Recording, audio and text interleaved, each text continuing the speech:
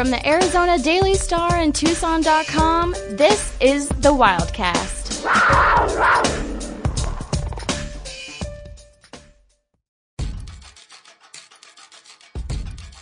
You're listening to the latest episode of the Wildcast podcast. I'm Justin Spears here with Alec White, and we're two-manning this thing today. Usually we got a third mic, but it's just Alec and I, because all of our colleagues are busy this time of year, Alec. Like Lev is out and about with family and going out and visiting other family members while also working because early signing day was just this week, plus the Arizona football schedule was also released. So we have lots to talk about there, which we will towards the back end of the podcast. But Lev's busy.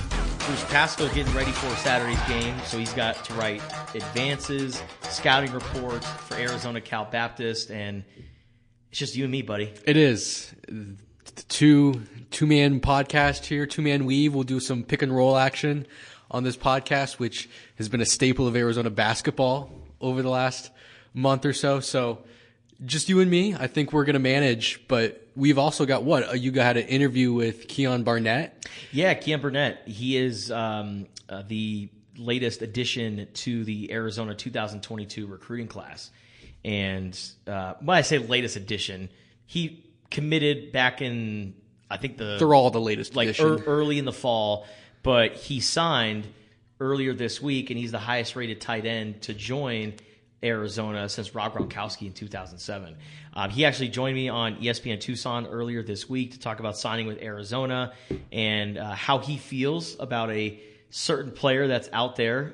Who knows by the time this podcast is released where Tetairoa McMillan's commitment status is, but Keyan Burnett was able to talk about T-Mac joining Arizona, being a legacy kid and all that. So attached to this podcast will be my interview with four-star tight end Keyan Burnett.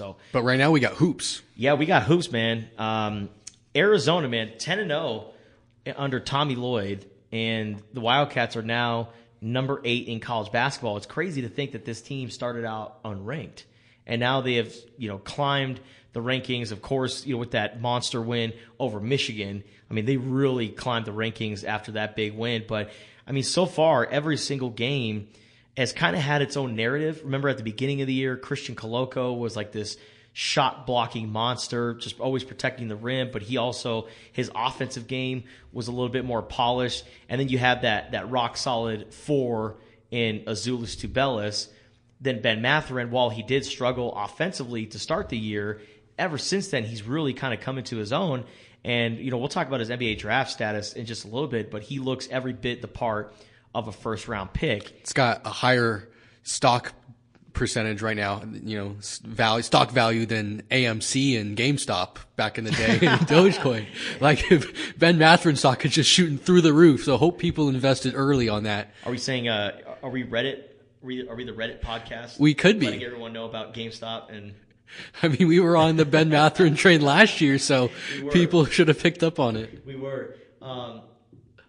But, like I said, every game or every couple games in this season so far has had its own little story. And then you add in the wrinkle at Illinois where they were forced to fly to Indianapolis due to inclement weather and low visibility, so they had to redirect the plane over Indy. Then they had to Uber 2 hours to Champaign. Still took care of business on the road, hostile environment. Kofi Cockburn, as we know, is one of the top centers in college basketball. And Christian Coloco and the bigs, I mean, they held their own to the point where Kofi looked tired at the end of the game. I remember the last shot that he took was like this kind of contested mid-range jump shot that just didn't look like a shot that he would normally take, and he just looked gassed. So to the point where he didn't even want to attack the rim. He's like, you know what, I'm just going to jack up this shot, and hopefully it goes in. But now they're coming off a win against Northern Colorado, and Northern Colorado really took it to Arizona. But they ended on a 30-9 run.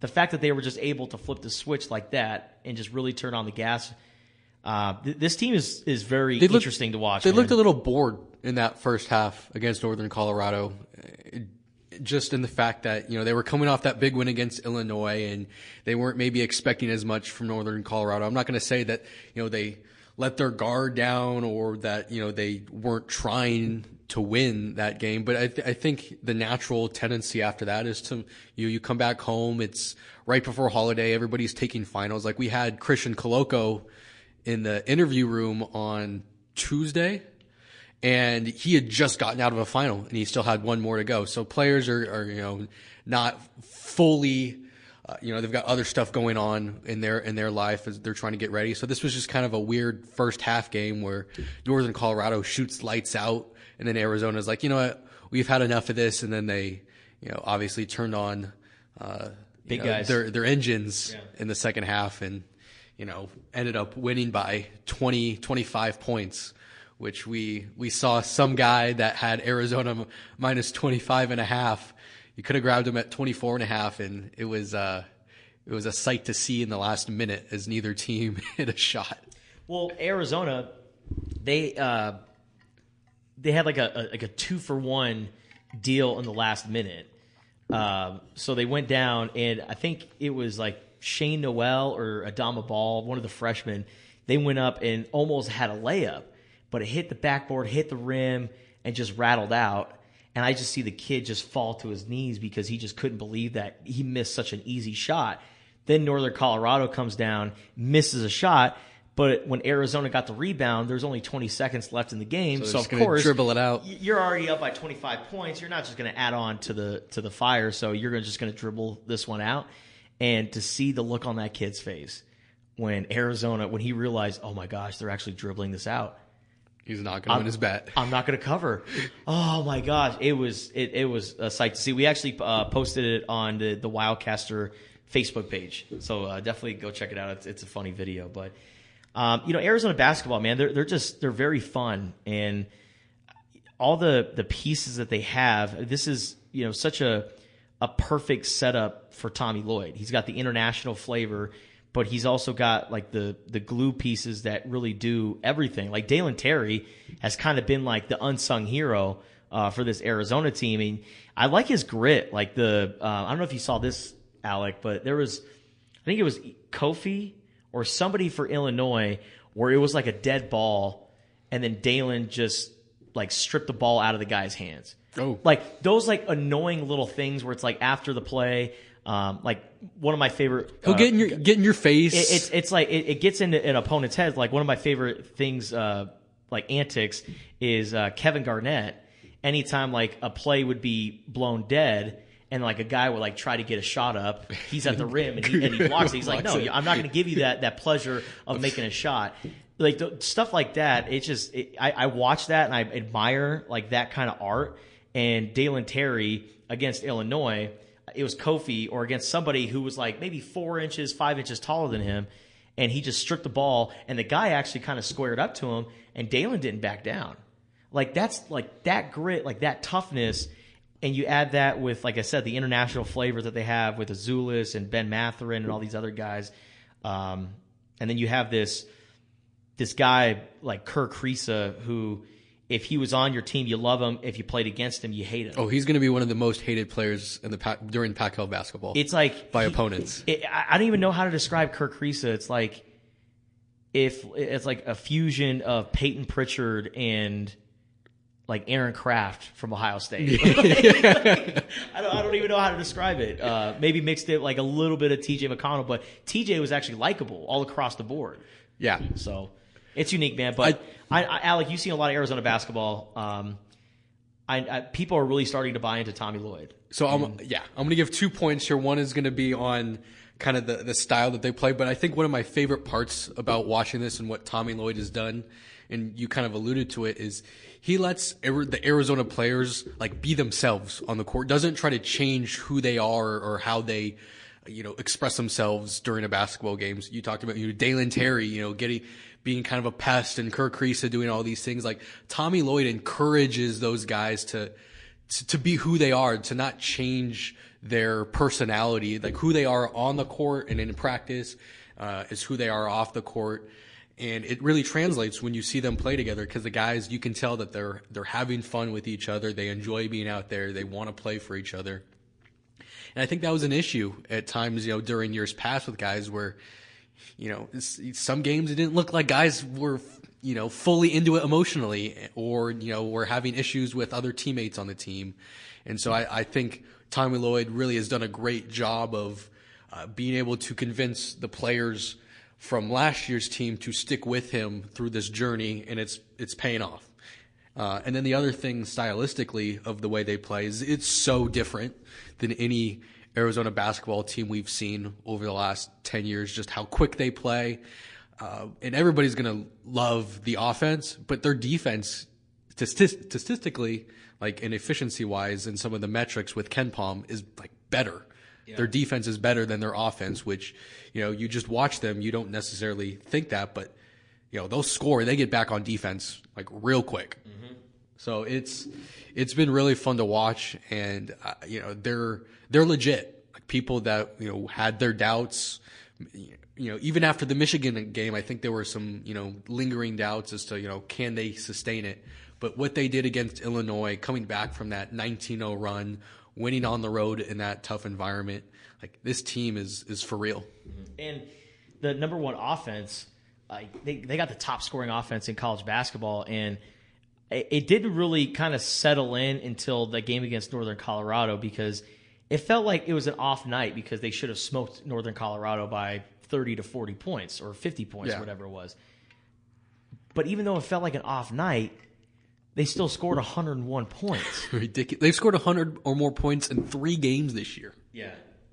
That's just so crazy. And, another, crazy stat that was thrown out there by the Pac-12 was Tommy Lloyd.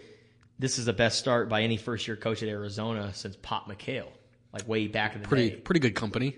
Right? The guy that the arena is named after. So great start for Arizona, but I want to talk about Ben Mathurin here for a little bit. And I was thinking about this, man. Could you imagine how much better this Arizona team would be if a guy like James Akinjo was still playing for Arizona? Like having Kirk Kriisa as a backup point guard, as that spark that comes off the bench. I mean, Arizona would just be such a stacked team, and James Akinjo, I think, would be perfect for Tommy Lloyd and his system. But I was thinking about James Akinjo and Ben Mathurin. They were teammates last year at Arizona. Mm-hmm. They could have been teammates this year at Baylor, because according to Sean Miller on the Field of 68 podcast, Ben Mathurin was like this close, very close to going to Baylor. He said it was 51-49 victory for Arizona. And man, the number 1 ranked Baylor Bears, and you add in Ben Mathurin, this year's team will be scary good. But Ben is at Arizona. Yep. James Akinjo's at Baylor now. It all worked out for both teams. But Ben has really emerged as one of the top players in college basketball. And I always knew that he had first-round talent. But, I mean, look, I'm looking at mock drafts, Alec, and I'm seeing Jeff Goodman have him at number 4. I see NBADraft.net have him at number 6 overall. So he went from he might be like a late first-rounder to, no, he's a surefire top 10 pick, which is pretty great. And, I mean, he's, like I said, he's shown that he's one of the top players in college basketball.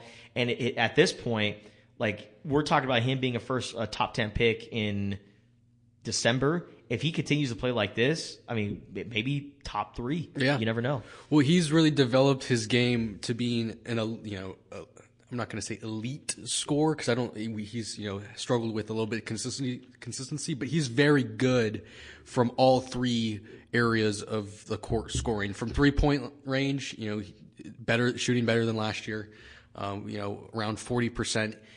Driving to the rim, he can absorb contact now. You can see that he's a little bit stronger than last year, has a little bit more body control, and then his mid-range too has been really great. And what I really come to enjoy about his game is how unselfish of a player he is, because he can still get his any night, but he took a back seat in the Northern Colorado game. Arizona didn't need him as much. They were, the way Tommy Lloyd described it post-game is they were pretty much daring anybody other than Ben and Azuolas and, at times Kerr. They were daring anybody else to shoot the ball. And so Ben he was like, let everybody else do their thing. Azuolas ended up having a good night. Koloko bounced back. Was in double figures. So, Ben is just really blossomed into a superstar college basketball player. And we saw some of those flashes last year, but I don't think we anticipated him going from what he did last year to being as dominant as he is now this quickly. Yeah. I'm trying to figure out like player comp. If like Arizona has had players like him in the past, like I wouldn't say he's nearly as athletic as a guy like Hassan Adams. But like the way he shoots the ball, it almost reminds me a little bit of Kyle Fogg in a way, but Kyle Fogg wasn't a first round pick. Like Ben is just such a complete, well-rounded player. Maybe you could throw in a little bit, maybe a little bit of Andre Iguodala, maybe a little bit of like, I would say he's like a fusion of like Andre Iguodala and Gilbert Arenas. Almost. Okay. Like just a guy that's a bucket that can beat you. Whether it's shooting the 3-ball or whether it's attacking the rim. I mean, Ben, he can really do it all. And I'm really interested to see how his game continues to grow because now, like, the secret's out. Everyone knows Ben Mathurin is Arizona's best player. So teams are going to give Ben their best players on the perimeter. So how he's going to manage that'll really show if he's truly an NBA player. But so far, he's got all the traits of a great NBA player. All right, so Arizona basketball, they got Cal Baptist on Saturday. Yeah. Well, 4 p.m. Yep, 4 o'clock. Do we want to run over the road schedule that they're about to hit? Because that... Oh, man, yeah, because this is... They can't... I don't think they're going to like truly overlook Cal Baptist, but if you're Cal Baptist, you got to think, man, they're expecting this big road trip. Yeah. So... maybe we can be like a Northern Colorado and keep it somewhat competitive. But, yeah, like road trip ahead. They got Tennessee, UCLA, USC, and LA. Tennessee's in Knoxville. Tennessee number 18? Yes. 17 or 18. So you got the number 18 team. That's on December 18, yep. On December 22nd. On a Wednesday at 5 o'clock. UCLA on the 30th.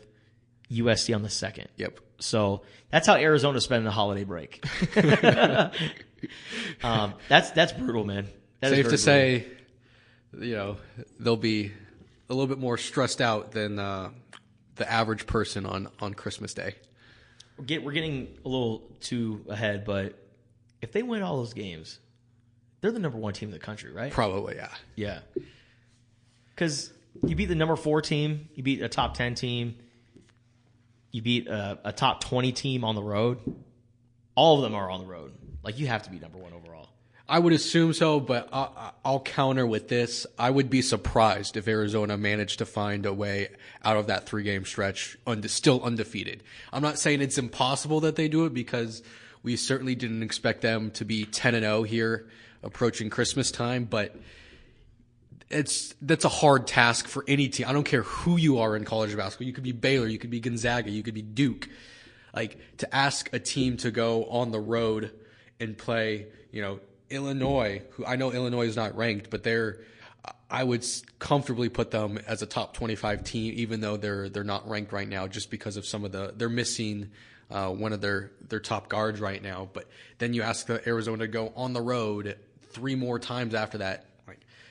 Not a lot of college basketball teams have the ability to win 4 straight road games in December. Yeah, but I will say if they do, put them at number 1. Put them at number 1. By the way, Bruce Pascoe does a great job covering Arizona basketball. Alec always doing by the numbers. I'll have an Arizona basketball notebook on Saturday. So we got you all covered. All angles of Arizona basketball, plus the women's basketball team, now number 4 in the AP Top 25, highest ranking in program history. PJ Brown does a great job. Alec, you also cover the women's basketball team as well. So make sure you check out all of our work on Tucson.com and the Wildcaster app. There's a bet between Tommy Lloyd and Dia Barnes, right? Yep, dinner bet. Whoever loses first has to buy the other coach dinner. I think Tommy Lloyd's going to end up owning a Dia Barnes game. Yeah, I think so. Because the Texas game is big. It is. So Arizona could very well lose women's basketball this weekend against Texas. That's a tough game. They're not going to have Lauren Ware. She's still out with a knee injury. she'll be back after the Christmas break. So she's on a good, path to recovery, but she was a force down low in the 2 games since she's been out. Arizona hasn't looked right offensively. They're still trying to figure out some pieces. Coy Love and Araya Copeland coming off the bench to fill that Lauren Ware void. Adia Barnes is still trying to figure out how she's going to manage the front court. So, it's a winnable game against Texas. It's in Las Vegas. Arizona will be favored, but, that's tough when you're going out with, one of your key offensive players and defensive players, because she's a force rebounding as well. So, could very well see Arizona losing to Texas, but if they end up beating Texas on this weekend, I think Tommy Lloyd's going to end up owing Adia dinner, because there's not a loss on that schedule for a little bit. So if you're Adia, what are you requesting? Fleming's? Yeah. Well, you have to go. You can't just take me out to Buffalo Wild Wings. I mean, Adia Barnes I'm sure is not going to Buffalo Wild Wings. She's classier than that, but maybe she does a family friendly restaurant and brings Mateo and Salvo, and have Tommy pay for a family dinner. Oh man, interesting. Trying to think of great restaurants here in town. Yeah, Sace Kitchen. Fleming Sace. Oh, Sace just near the Arizona Daily Star offices. Yeah. Fleming's though. Give me a nice dinner at Fleming's. Yeah. For Arizona basketball coverage, go to Tucson.com and the Wildcaster app, which you could download for free off the App Store and Google Play. All right, let's talk some football, Alex. So early signing day was earlier this week, and the early signing period just started, and Arizona has one of the top-ranked recruiting classes in the Pac-12. They have a top 40 class nationally, which is pretty remarkable considering they're 1-23 in the last 24 games. They went 1-11 this past season. But Jedd Fisch is really selling hope to these kids and is selling the opportunity to bring Arizona out of rock bottom and back to national relevancy. And he was able to land 4-star tight end Keyan Burnett, which we'll hear from in just a few minutes. But he got A.J. Jones, a wide receiver who was at UCLA, who was committed to the Bruins, decommitted, then went to Arizona. Ephesians Prysock, a cornerback who was a 4-star prospect. Great name, by the way. That's a football name right there. Is. And you look at the schools that Ephesians was considering, and it was Notre Dame, Oklahoma, Texas, Oregon, LSU, Michigan. Sterling Lane, a.k.a. Deuce Lane, the schools that he was considering, Oregon, Michigan, LSU, the who's who of college football were recruiting a lot of kids in Arizona's 2022 recruiting class. And last year, Kevin Sumlin, we all thought was going to be this great recruiter when he first came to Arizona. And the last couple of years, Arizona was getting guys who were considering Air Force and Army and Navy and all the military academies and Tulane, North Texas, and New Mexico. And it's yeah, of course, these guys are coming to Arizona because Arizona is their only Power 5 offer. Now, I love the diamond in the rough players, right? It's the Scooby Wrights of the world. Not all those guys had great offers coming out of school. But you can't build a roster around you can't build a roster around OKGs, as Rich Rodriguez would say, which I thought was just another way of saying, these aren't the guys that we really wanted, but they decided to come and join us. They're our kind of guys. So Arizona was able to recruit some great players. And, it sounds cliche, Alec, and I've said this many times, and I've heard you say this, and it's such a football cliche. Sometimes it's not about the X's and the O's, it's about the Jimmies and the Joes. You got to get dudes to come to Arizona, and Jedd Fisch and his staff, they were able to get some dudes. Yeah, so Jedd Fisch signing day was Wednesday, so he had his press conference and then their director of recruiting next to him, and basically, who they were at Michigan together when Jedd Fisch was an assistant at Michigan, and their whole opening speech together, when we were doing the press conferences, that they understand that recruiting is the most important job of college football. It is a 24/7, 365 job. And so to hear that and then see that plan put into action with how many guys Arizona was able to get was really cool to see from an Arizona standpoint, because you're not used to seeing guys flip from USC and UCLA to Arizona. Like, when was the last time guys from those programs with 3 and 4 stars next to their name are saying, you know what, I'm going to pass up a chance to play for USC or UCLA or Miami? They got a guy G7, that's his nickname, but he's got a much longer actual name. But he's from Miami. Risk it and say, hey, I'm going to come to Arizona. And I think Jedd Fisch's big selling point, along with saying you can be the change and you can turn this around, is you're going to get playing time as a freshman. Look how many guys on Arizona's roster made an impact as a freshman, especially on the offensive side. The wide receiver core is going to be overhauled with, the amount of departures in this offseason. And so, hats off to Jedd Fisch, because I don't know how he walks into a living room with, one win next to his name as an Arizona head coach and convinces guys to come to Arizona. But he's done, the next to impossible, whatever that step is. And it's cool to see. And you have guys come out for official visits. And if I'm a 17, 18-year-old college football recruit and I'm like just judging atmosphere. Stadium's half empty. Oh my gosh, home games at Arizona State were awful this year. Yeah. So the stadium's half empty but half full. I'm a half full kind of guy. I'm a stadium half full kind of guy. I'd say half empty. I'm on the other side of the spectrum.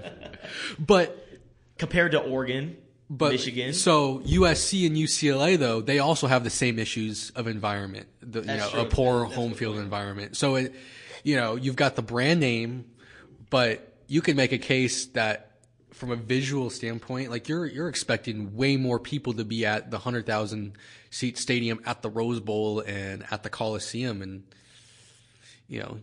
you could make the argument that the turnout for those games this year was worse, from an optic standpoint and percentage standpoint than it was for U of A. Just one man's pudding here. Well, let's see if they can flip another guy, T-Mac McMillan. Again, I don't want to get too much into it. I'm just saying if Arizona were to pull this off, highest rated recruit to ever come to the Arizona Wildcats, home run, and then you add that and maybe go into the transfer portal, get a quarterback, because the quarterback room is just so hurt right now. Mm-hmm. And, you don't want to eventually put all your chips on the table for a Noah Fafita. So Keyan Slovis is in the transfer portal, the USC quarterback. You want to go after upperclassmen to get those guys and come in for a year, maybe 2. And then hand over the reins to Fafita. Ideal situation, Keyan Slovis is a starter, Jordan McLeod is the backup, Noah Fafita is third string. If that's Arizona's QB depth chart, sign me up. Sign me up. Yeah. Arizona's back. There was already a need report. Offensive linemen, though. Yes, they need to hit the transfer portal for offensive linemen. But there was a USC recruiting site out there that said Arizona's already been in contact with Keyan Slovis, multiple conversations. So we'll see what that happens. I would be thrilled if you're an Arizona fan, if you get Keyan Slovis. I know there's some people that are champion for Jordan McLeod to be the guy, or just to say, put all the chips in for Noah. But I don't think Noah is going to be ready, to start year one. If you're going into the season with him as a starter, like it's not great. You want to give him time to develop and be able to understand the Jedd Fisch system, because as we've seen, it takes a while for guys to grasp that. Mm-hmm. But man, if they get a quarterback, it's good. It's going to be, we can look at the schedule and kind of break down where those wins would come from, but Arizona would be in the mix, not going to say over 500 for the year, but they could get around that if they're able to get a good quarterback and beef up the offensive line. Well, let's quickly go over the schedule. So it was finalized on Thursday. Arizona's non-conference schedule at San Diego State on September 3rd, Mississippi State on September 10th to open up home schedule. Then to end non-conference play, I'm excited for this game. North Dakota State Bison, the 8-time FCS champions, coming to Arizona, the alma mater of Carson Wentz and Trey Lance, right? Also went to North Dakota State. So I'm excited for that game on September 17th. But then Pac-12 schedule hits. They got to go to Cal on September 24th. That game's in Berkeley. Colorado at home, Oregon at home. Then they got to face Washington and Seattle on the 15th of October. Then on October 22nd, they have a bye week. Coming off the bye week, Lincoln Riley and the USC Trojans are coming for that game just before Halloween on October 29th. Then Arizona turns around, faces Utah and Salt Lake City, followed by a game against UCLA at Pasadena. And then Washington State on a Saturday. And then to end the regular season, ASU Territorial Cup game the Friday after Thanksgiving on November 25th. So that's Arizona's schedule. What are we thinking win-wise? Where we setting it, Alec? 3.5? 2.5? 3.5. Okay. I say if they get 4 wins next year, that'd be a good season for Arizona. I say anything, I would say 2 or 3 wins, and there's maybe some doubts, about the future, of what Jed Fish has been able to bring to Tucson, because it's a tough schedule, but you've got to find ways to win in the Pac-12, even if your non-conference schedule is tough. I mean, there's winnable games on this roster. Colorado is a winnable game. Cal's a winnable game. You get Washington State at home, but there's some Washington on the road. There's a winnable game. Arizona doesn't play well in Seattle. Yeah. There's tough road games, at Washington, like you said, at Utah, at UCLA. But then your final 2 are at home. So let's say, Arizona wins, has 2 wins before, the final 2 weeks. They win the last 2, 4 wins. That'd be a good season.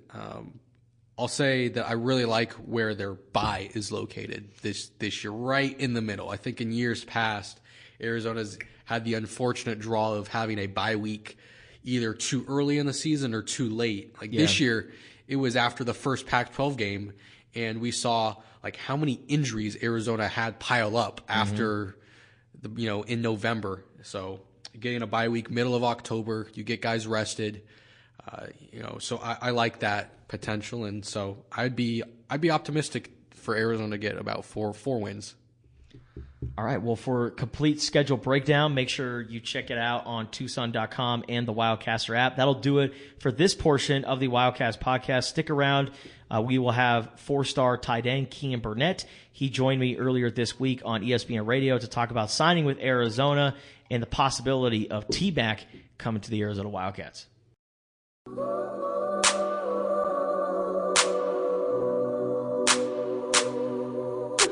So much grams, unzip the bag. Welcome back to Spears and Ali on ESPN Tucson, 1490 AM, 104.9 FM, and the Spears and Ali podcast. It is a big day for the Arizona football program, and the Wildcats signing one of the top recruiting classes in the Pac-12 and nationally. And one of those recruits, some would say he is the prize recruit of the 2022 recruiting class for Arizona.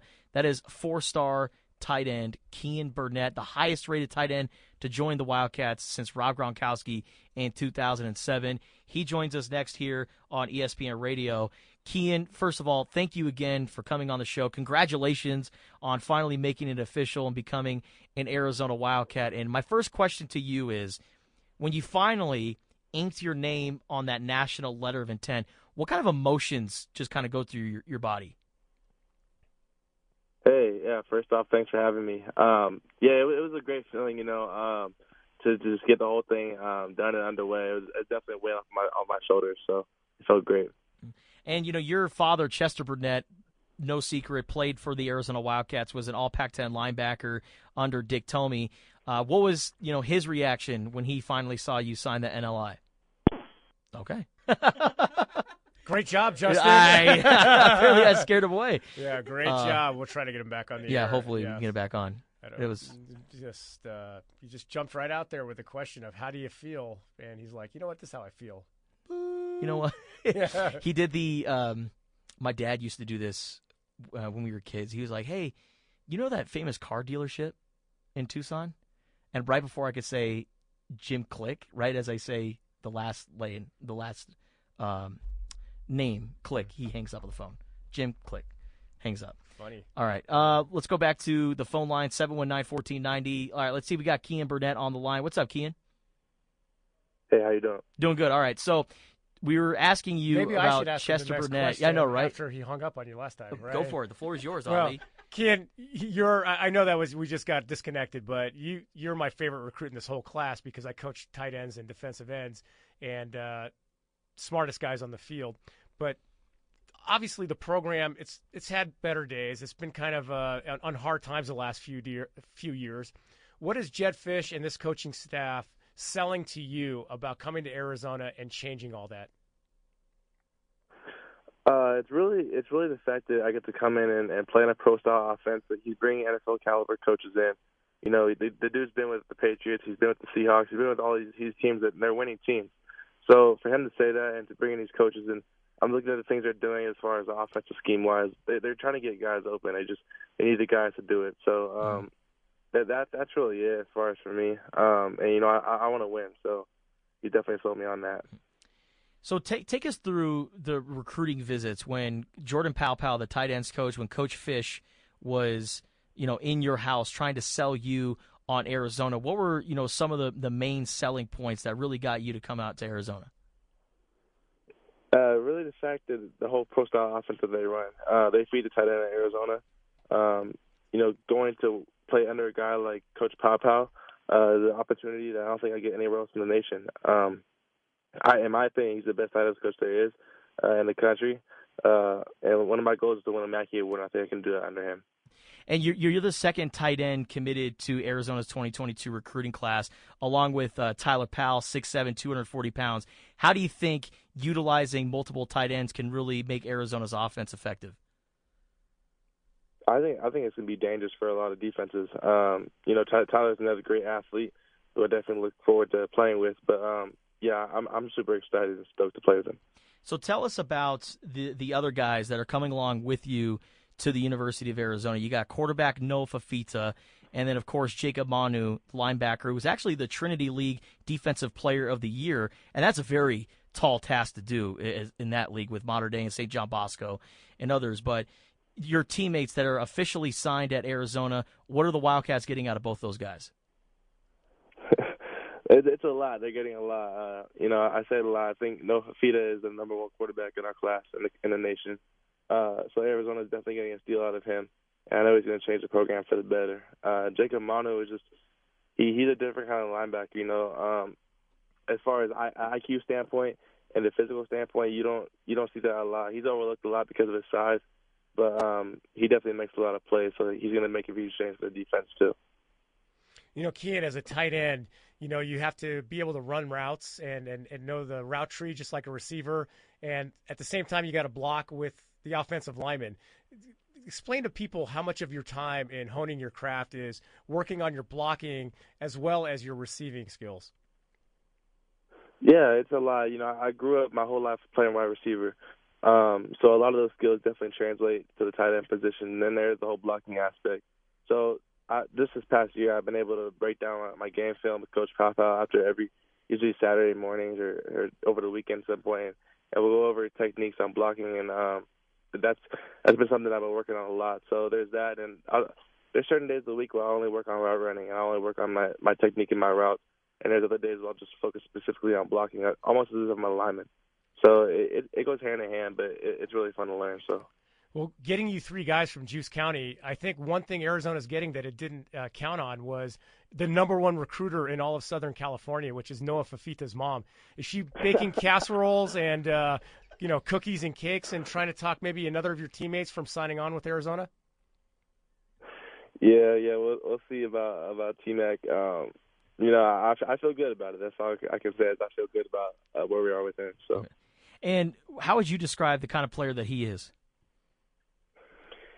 You know, he's a baller. Obviously, he goes out and he makes plays. He's an offensive changer. Well, really on both sides of the ball because he can play defense too. But yeah, he's just you don't see a lot of dudes like him. So you know, obviously, if we got him, I think that would make winning a championship in the Pac-12 a lot easier. Mm-hmm. Well, Keyan, if you feel good about T-Mac, so do we, just so that we know we're all on the same page. Four-star tight end Keyan Burnett joining Spears at Ali on ESPN Tucson. So now that you're officially signed to Arizona, what's next for you? I'm assuming you're going to be enrolling in January, yeah? Yes, sir. Okay. So I'll be enrolling. I'll be early enrolling. Now it's just playbook. So I'm gonna be studying the playbook as much as I can with my coaches. Just trying to get a feel for everything so I can come in and contribute right away. Obviously, I'm gonna be in the weight program with Coach Tyler Powell as soon as I hit campus. But I'm ready, getting ready for San Diego State next year. But overall, Keyan, you have your Servite teammates. There's a lot of other kids from the Southern California area on that's signed to Arizona for 2022. How would you just look back on this class and what this group can really do for the program moving forward? I would say it's special. It's special. Looking at this is definitely a special class. Looking at these athletes, we got Jonah Coleman, AJ Jones, obviously Noah and Jacob, and hopefully T-Mac. This is big for Arizona. So I know regardless of what happens, we're going to come in and change it for the better and hopefully bring winning back to Tucson. 4-star tight end Keyan Burnett joining Spears at Ali on ESPN Radio. And our last question for you, Keyan, is have you actually been able to try EGs when you came out to Arizona? I'm sorry, what is EGs? EGs. Ooh. We got to put Keyan on to EGs. Yeah, there's a lot of culinary delights out here. El Charro, Guero Canelo, EGs. Justin Spears is your guy for everything food in Tucson. So I just want you to know you got to hook up anything you need to know. He's your personal Jeeves. I'm gonna hold you on that. I'm gonna definitely hold you on that. As soon as I get out there, we're gonna try it. 100%. Yeah. 4-star tight end Keyan Burnett joining Spears at Ali on ESPN Radio. Keyan Burnett, the highest-rated tight end to join the Wildcats since Rob Gronkowski in 2007, and he, along with several other members of the 2022 recruiting class, they're expected to come down here and make some noise for Arizona, really change this program around. Keyan, thank you again for spending time with us today. And if I don't hear from you between now and then, have a great holiday. Thank you for having me. And Keyan, bear down, buddy. Bear down. There we go. Got to get one in, man. Welcome. Got to get one in.